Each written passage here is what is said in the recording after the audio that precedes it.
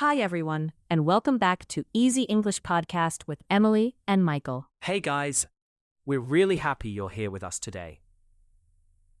We hope you're doing well.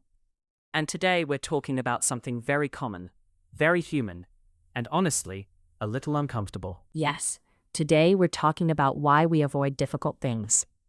Which is a topic almost everyone can understand. Definitely.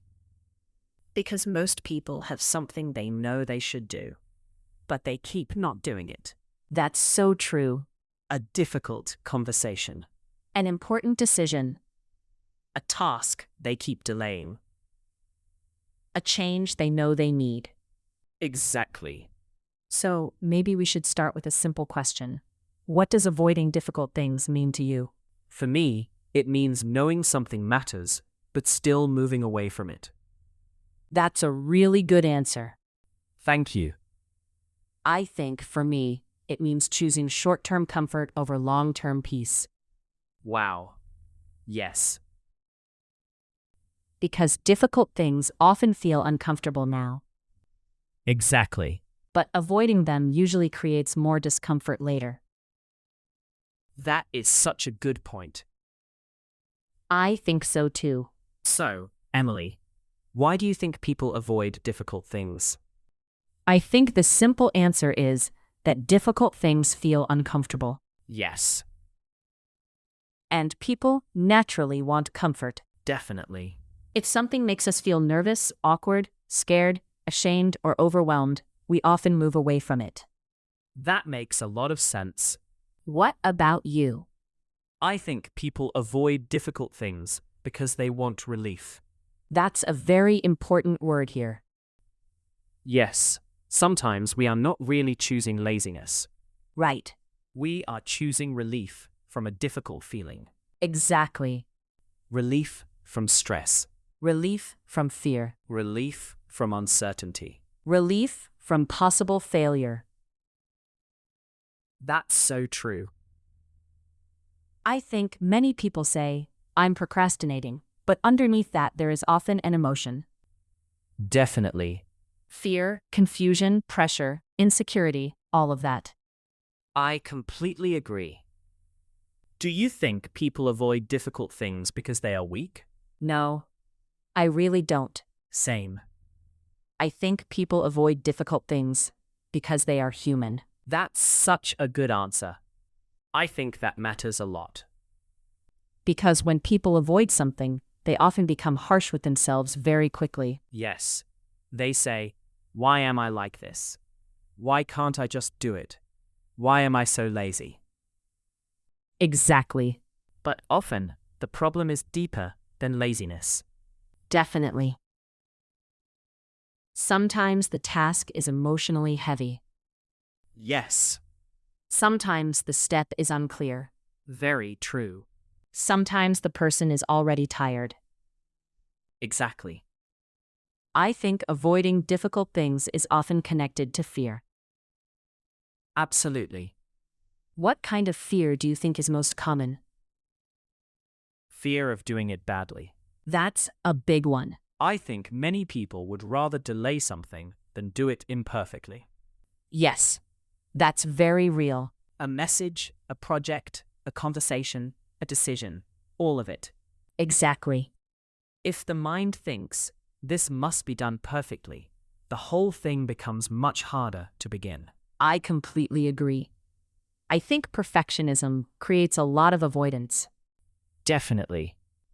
Because if something feels too important, too serious, or too final, the pressure becomes too high. Yes. And then the brain says, maybe later. Exactly. Which usually means, not now, because this feels scary. That's such a good way to say it. I also think people avoid difficult things when the next step is too unclear. That's a really important point. If the task feels too big, too messy, or too abstract, the mind doesn't know where to begin. Yes. It just sees one big cloud. Exactly. And big, cloudy tasks are very easy to delay. Definitely. I think one useful question is, do I really know what the first step is? I love that. because sometimes people say they are avoiding something, but actually they just don't have enough clarity. That's very true. The task may be find a new job, fix my life, have that conversation, be healthier. All these very large things. Yes. And the brain often struggles with very large things. Exactly. But if the first step becomes smaller, it can feel more possible. Definitely. Do you think people also avoid difficult things because they want to protect their image of themselves? That's interesting. I mean, if I don't fully try, then I never fully fail. Wow. Yes. Sometimes avoidance protects ego. I think that's very true. If I keep delaying, I can still imagine I would do it well one day. Exactly. But once I really begin, reality enters the room. That is such a strong point. I think that's why beginning can feel so emotional. Yes, starting something difficult is often not only practical. It's emotional too. Definitely. There is risk, there is uncertainty, there is vulnerability. Exactly. Do you think difficult conversations are one of the most avoided things? Absolutely. Same. People avoid saying what they really feel. Yes. They avoid asking hard questions. They avoid setting boundaries. They avoid saying no. Or saying, "This hurt me." Exactly. I think difficult conversations are scary because we cannot fully control the result. That's such an important point. Once you say something real, the other person can react in different ways. Yes, they may understand. Or feel hurt. Or become defensive. Or surprise you. Exactly. And that uncertainty makes many people delay the conversation. Definitely. But I also think avoided conversations usually do not disappear. No, they stay in the body. That's such a good phrase. I really believe that though. Me too. If something matters and you keep avoiding it, it often becomes heavier inside. Yes. More tension, more thinking, more emotional noise. Exactly. I think one of the hardest truths is that avoiding difficult things often feels easier, only in the short term. That's very true. Long term, it usually creates more stress. Definitely. The task stays there. The fear stays there. The decision stays there. The emotional weight stays there too. Exactly. So maybe avoidance is a form of short-term comfort. Yes, but not long-term peace. That is such a good sentence. Thank you. I think many people avoid difficult things when they are already tired. Absolutely. If your mind is full, your energy is low, and your nervous system is already stressed, difficult things become even harder. Definitely. I think people often judge themselves for avoiding something, when actually they are emotionally overloaded. That's a very important point. Maybe the problem is not laziness. Right. Maybe it's exhaustion. Or fear. Or confusion. Or all three together. Exactly. I also think people avoid difficult things because they imagine the discomfort lasting forever. That's interesting. I mean, they think if I start this, it will feel terrible and heavy the whole time. Yes. But often the hardest part is the beginning. That is so true. Starting is often harder than continuing. Definitely. A difficult email feels huge before you write the first line. Yes. A hard conversation feels impossible before you begin. Exactly. But once the movement starts, the emotional weight often changes. I completely agree. I think one useful lesson is this. The mind often makes hard things feel bigger before they begin. Wow. Yes. And that matters, because sometimes people trust that first emotional reaction too much. Definitely. They feel resistance and think this must be impossible. Right. But resistance does not always mean impossible. That's such a good point. Do you think people sometimes avoid difficult things because the difficult thing may change their life? Yes, definitely. That's a big one for me. Say more. Sometimes the difficult thing is not just a task. Right. It's something that changes a situation. Like what? Leaving a job, ending a relationship, setting a boundary, admitting that something no longer works. Yes, those things are huge emotionally. Exactly. I think people sometimes avoid action because action makes reality real. Wow. That's such a strong sentence. Thank you. It's very true, though. If you don't act, you can still stay in the maybe. Yes. Maybe this will improve. Maybe I'll feel different. Maybe the problem is not real. Maybe I don't need to decide yet. Exactly. But once you act, the truth becomes clearer. And clarity can feel scary. Definitely. I also think people avoid difficult things because they are waiting to feel ready. That's such a common one. Yes. I'll do it when I feel ready. Clear, calm, confident, motivated. Exactly. But sometimes that perfect feeling never comes. I completely agree. I think many important things in life are done before we feel fully ready. Yes, that's just real life.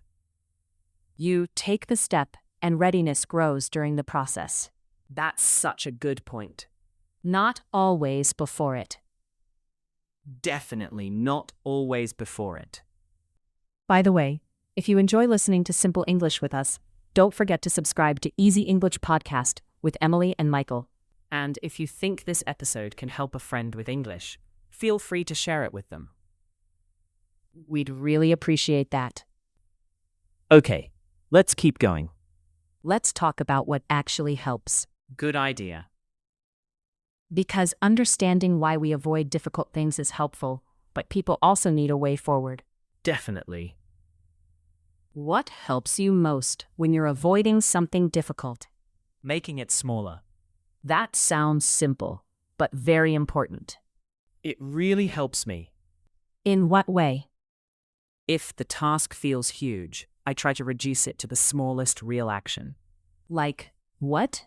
Not solve the whole problem, but write the first message. Yes.